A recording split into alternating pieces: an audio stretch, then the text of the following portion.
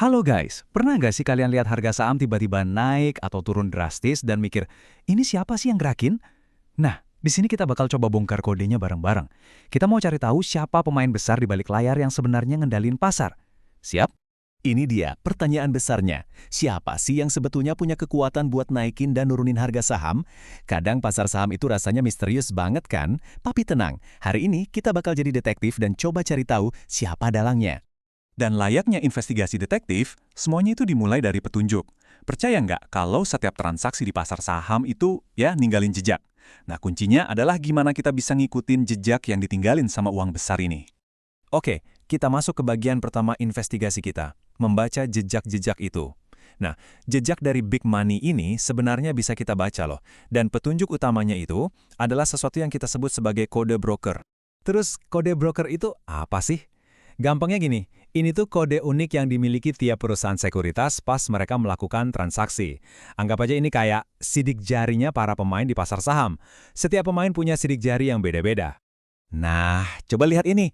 Ini contoh nyatanya. Setiap transaksi itu dicatat pakai kode unik. Kalian pasti familiar deh sama beberapa kode ini. Misalnya CC itu untuk Mandiri Sekuritas, atau YP untuk Mirai. Kode-kode inilah yang jadi kunci kita buat ngenalin siapa aja yang lagi transaksi. Oke, petunjuknya udah dapet. Sekarang waktunya kita identifikasi para tersangkanya, alias para pemain utama di pasar. Yuk kita kenalan sama mereka. Kalau kita kelompokkan, secara umum ada dua pemain raksasa nih. Pertama, bandar asing. Ini institusi dari luar negeri.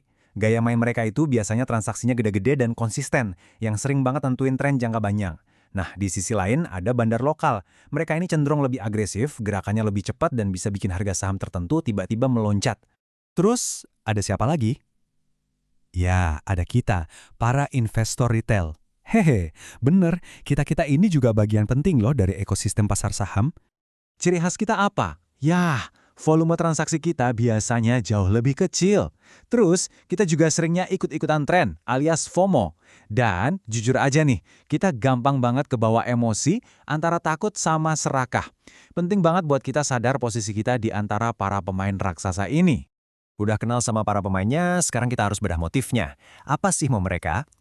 Intinya, aksi mereka itu bisa kita bagi jadi dua pola utama, akumulasi dan distribusi. Akumulasi itu fase di mana uang besar ini diam-diam dan konsisten ngumpulin satu saham. Jadi mereka beli terus, nyicil gitu. Nah, ini sering banget jadi sinyal awal kalau bakal ada sesuatu yang bagus terjadi sama saham itu. Nah, lawannya itu distribusi.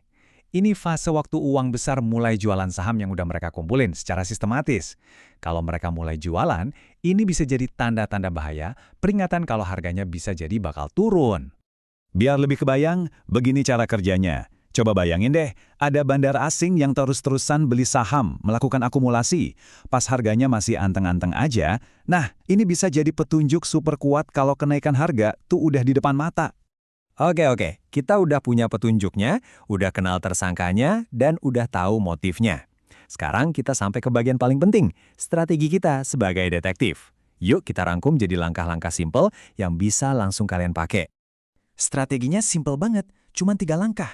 1. Identifikasi uang besarnya. Coba lihat kode broker mana yang paling dominan di transaksi. 2.